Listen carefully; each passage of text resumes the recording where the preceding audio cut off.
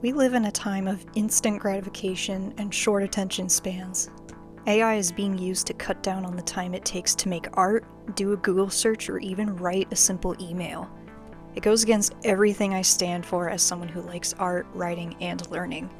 So, in defiance of this plague of laziness, I decided to watch 6 animated movies with the longest production times to date. Each one of these movies was made with hard work, patience, and artistic integrity. Take some time with me to appreciate them.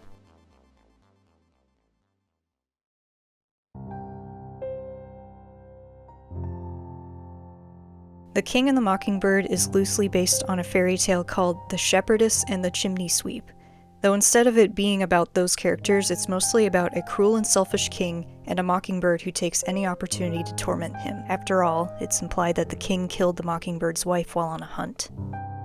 The King and the Mockingbird, the characters, are perfect opposites of each other. The king has everything, all the material wealth and comfort anyone could ever need, but he has never known love. He is insecure and miserable and hates everyone, even himself to a certain extent. The mockingbird basically only has a small nest on the roof of the palace, but he lives with his 4 babies and is a very dedicated single dad. The movie's plot kicks off when the king begins his long pursuit of the shepherdess and the chimney sweep.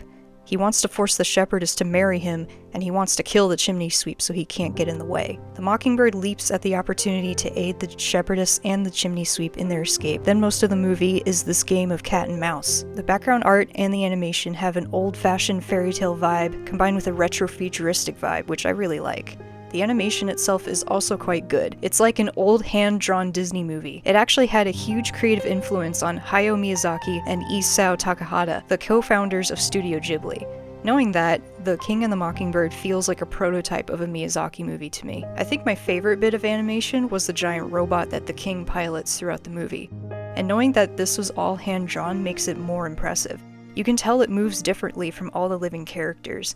Every motion it makes is mechanical and deliberate and precise, and it must have taken a long time to animate. I also appreciate the sheer scale of the palace itself. When the characters are standing on the highest roof, you can tell how impossibly high up they are. Adding to the dazzling landscapes is the gorgeous musical score. The film has the same composer as the Bram Stoker's Dracula movie from 1992, which also has an amazing score. Apparently, director Paul Grimault hired Wojciech Kilar to compose for the film, and just let him do whatever he wanted with no notes. The resulting score fits every scene quite well, but my favorite bit of music is the main theme that plays in the beginning, somewhere in the middle and during the end credits. It's dreamy and lends to a fairy tale atmosphere. While the story might be simple, it is an enjoyable watch. It's old school in the best way, in my opinion.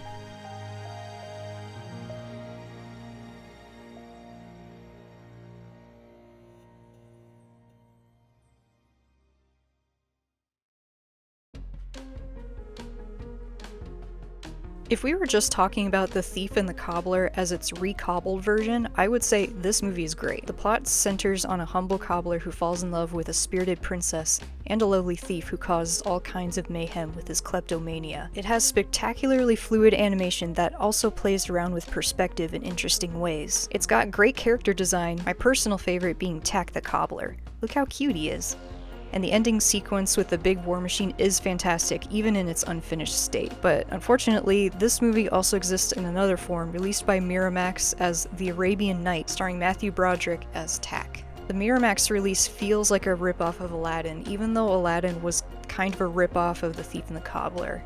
Kind of, not quite. They are different movies. The Miramax release feels so cheap in comparison to the recobbled cut, which is a still ongoing effort by passionate animators and archivists to restore director Richard Williams' original vision for what was supposed to be his magnum opus. When I first learned about this movie's existence, I jumped straight to the recobbled cut on YouTube. Finally watching the Miramax version made me appreciate the recobbled cut even more. In the recobbled cut, the thief has no dialogue. You understand everything that he's thinking and you understand what he wants.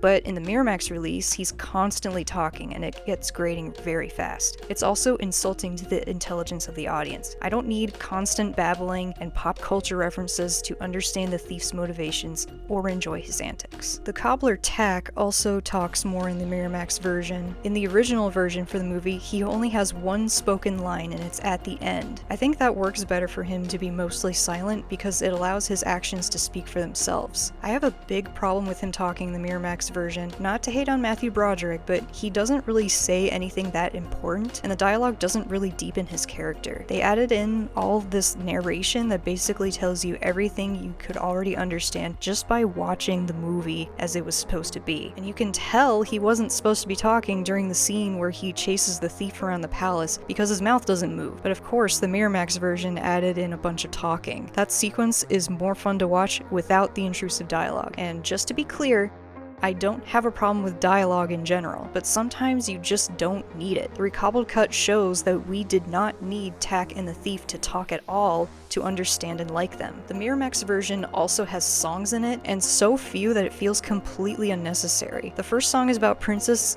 Yum Yum, I'm sorry, the name is really dumb, but that is her name, wanting to be seen as more than a pretty face. The second song is her love duet with Tak, and the third one is a time waster about how all these desert trolls are dumb and illiterate. I didn't like any of the songs, and if I were Richard Williams, I would have been annoyed to see this in my still unfinished magnum opus. Ironically, the Miramax release feels more unfinished than the recobbled cut, even though the recobbled cut literally has unfinished animation in it. But I recommend watching the recobbled cut. It's free to watch on YouTube, and it feels like a more authentic artistic vision than the Miramax version ever will, in my opinion. And just look at these hand-drawn establishing shots of the city. They drew this by hand. I'm just really sad that Williams passed away in 2019. While his magnum opus may never be finished by him, I'm happy that there are people like Garrett Gilchrist who care enough about his work to continue to restore it and try to present this passion project to the world.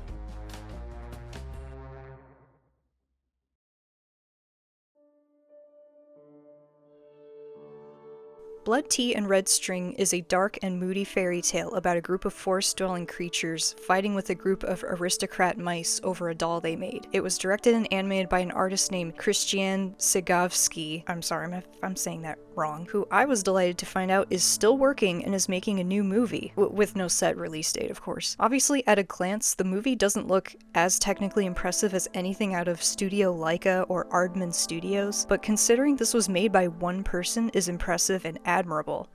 I personally like how it looks. The cozy, handmade style adds to its fairy tale charm. It's also rife with symbolism and surrealism. It's dialogue-free, which allows even more room for interpretation. Now, I'm an artist and an art appreciator, but I'm not going to pretend I'm the best at analyzing avant-garde art. Regardless, I do love artsy stuff like this. I go by vibes and mood with a lot of stuff like this, but I was definitely seeing some feminist theme weaving through it with regards to the idolization and fetishization of the female form, and to the recurring motifs of birth, death, and rebirth, symbolized by imagery of eggs and acorns. The movie portrays the dichotomy of the female experience. We are both deified and commodified. The red string, which is also a recurring symbol in Christian Sikovsky's other artworks, makes me think of the idea of the red string of fate, which binds people together and which is also used to sew up the doll's body. It's also used by the spider to wrap up its prey. What does it mean? Not sure. I'd have to watch the movie many more times before my analytical thoughts are more organized. But going purely off of vibes, this movie is both relaxing and existential. The mood is bolstered by the beautiful pan flute music that plays throughout, performed by Mark Grodin, who is a composer who is also working. His musical score makes the movie feel like an ancient folktale is being brought to life right before your eyes. If you can't tell already, I highly recommend Blood Tea and Red String. It's beautiful in many ways, and it's a unique vision brought to life through years of hard work and passion. It ain't no washed out Disney Pixar bore fest, that's for sure. Go check it out for the sake of watching something different and more mature. I hope to see Christian Sigovsky's next movie someday.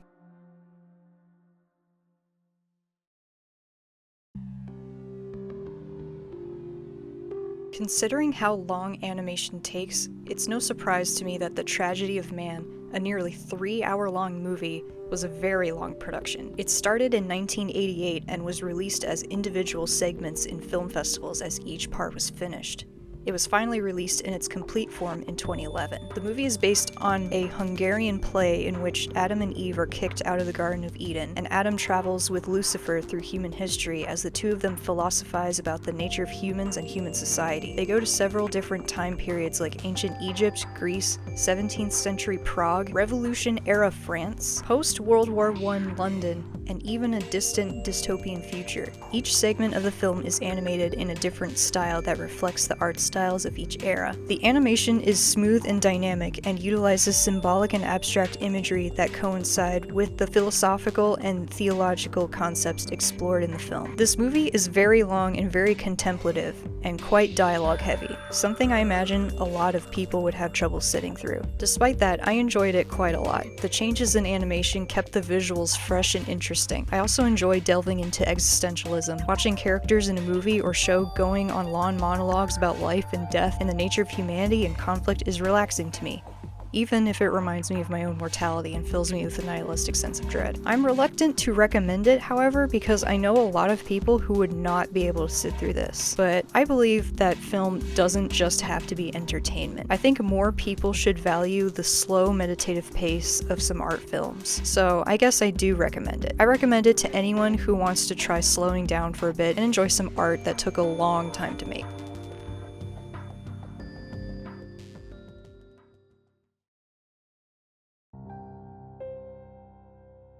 Hoffmaniada is a Russian stop-motion film about a fictionalized version of the 19th century German author E.T.A. Hoffmann, who goes about his day-to-day life lost in his own imagination. The story operates on dream logic, threading elements from the real-life Hoffmann stories into a feature-length montage of how it feels to be a creative person. That's the way I interpret it anyway. Our main character, Ernst, is a clumsy, awkward nerd who feels stuck in the mundanity of his day job as a clerk, and often escapes into the worlds of his own fantasies. It's very hard to tell where the lines are between fiction and the reality within the movie itself. There's not a clear narrative being told. It's more like walking through the dreams of the main character, and I like it a lot. Not only is it whimsical, it's very relatable to someone like me who's an artist and likes to get lost in fictional worlds. The story references were mostly lost on me, however, because I've never read Hoffmann. I did recognize the Nutcracker references though, because Hoffmann actually wrote the original story behind the Nutcracker ballet. Regardless, I really enjoyed the movie, and I love how it plays with reality and makes you question what is actually happening to the character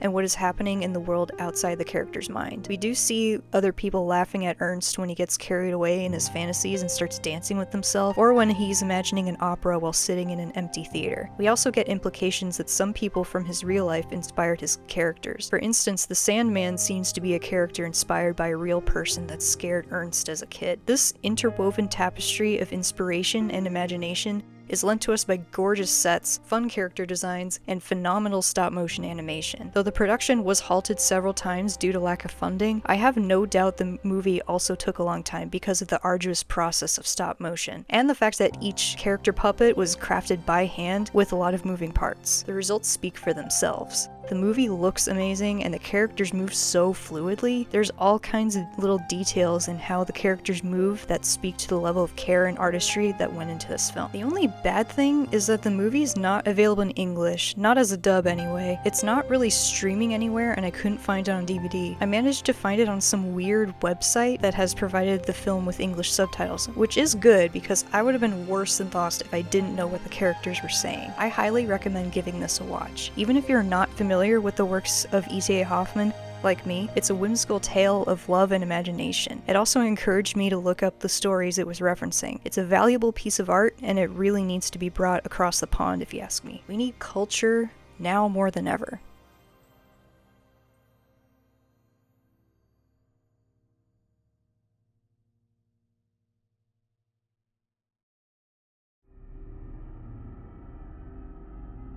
Mad God was the brainchild of Phil Tippett, a veteran of film special effects who worked on, among other things, RoboCop, one of my favorite movies, and Jurassic Park. It took 30 years to complete, and I believe he and his team created something spectacular. It's a horrible waking nightmare, and I mean that as a compliment. Mad God is not for the faint of heart. It is a gory, slimy, unsettling, surrealist, post-apocalyptic stop-motion animation about a world cursed by an angry god, hence the title. It begins with the image of the Tower of Babel being destroyed by lightning, and it follows the journey of a lone agent being sent into the quite literal bowels of a massive industrial mechanized organized city where waste from the surface is sent down, processed, and reshaped into new, disposable life forms who are forced to work in the factories and construction sites below. The agent's mission is unclear. He's armed with a bomb inside a suitcase, and before he can set it off, he is carried away by a mutated monstrosity and taken to a dirty hospital where he is cut open and emptied of his innards. I'll end the summary there, not necessarily to avoid spoilers, because the film doesn't have a conventional narrative structure, nor does it really have any main characters. It's not so much about the story as it is about the world itself, and I believe that it's best to go into it blind. It's a visual masterpiece in quite the opposite way of every other film I have talked about previously. The sets are stunning and detailed apocalyptic ruins,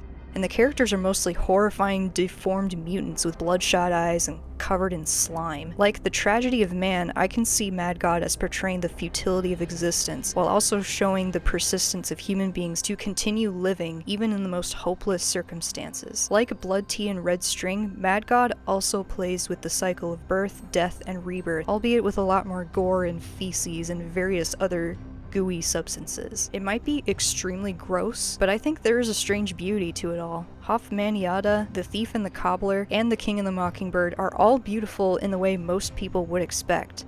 But Mad God is beautiful in how disgusting it is. Well, maybe not the feces part, but the sets, the environments, the music, the special effects, they all create an amazing visual tapestry that I find dazzling. You don't put 30 years of work into something if you don't care about it.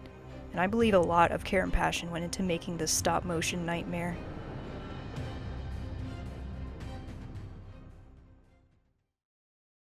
And care and passion is the point of examining all these films.